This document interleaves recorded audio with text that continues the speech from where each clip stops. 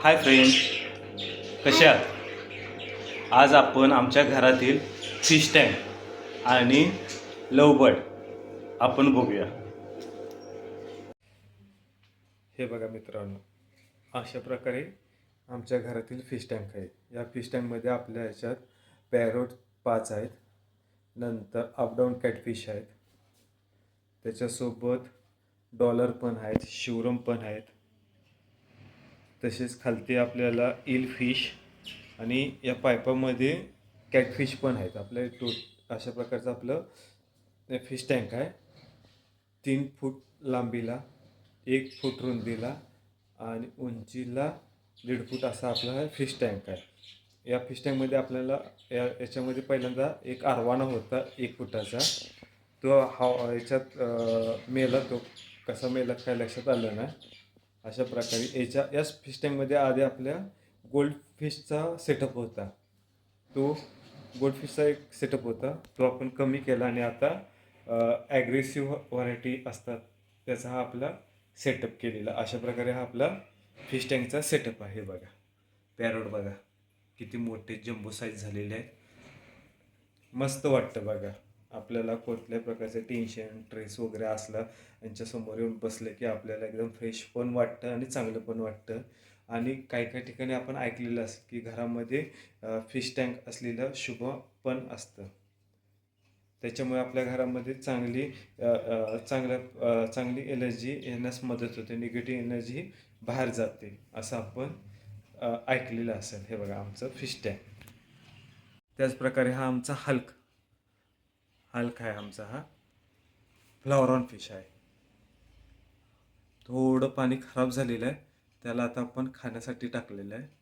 हा आपला आहे फ्लॉवर फिश. बघा किती मोठा झालेला आहे. हा फिश आपल्याकडे 1 वर्षापासून आहे. लहान होता तेव्हा आपण याला आणलेला, त्याच्यात एवढी साईज झालेला आहे. हा आहे 2 फुटाचा टँक, 2x1 असा हा आपला फिश टँक आहे. याला फ्लॉवर फिश हा लकी फिश म्हणून पण आपण म्हणतात.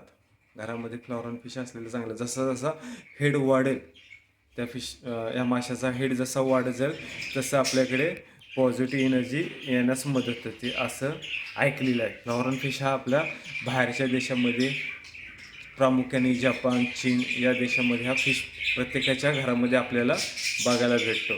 जसं कोई फिश असते त्याचप्रमाणे हा लकी फिश म्हणून पण याला बोललं जातं. हा आपला लोबर्डचा सेटअप आहे.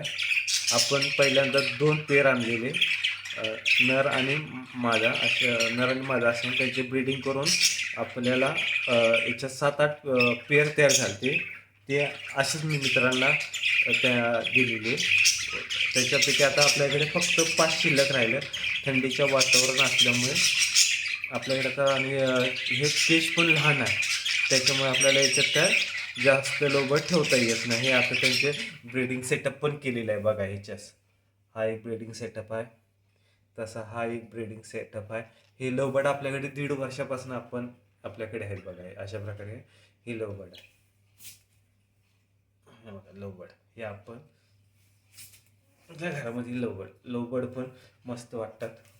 त्यांना रोज सकाळी खायला टाकायला ते चांगलं वाटतं. त्याच्यामुळे आपण आपल्या घरामध्ये लोबर्ड.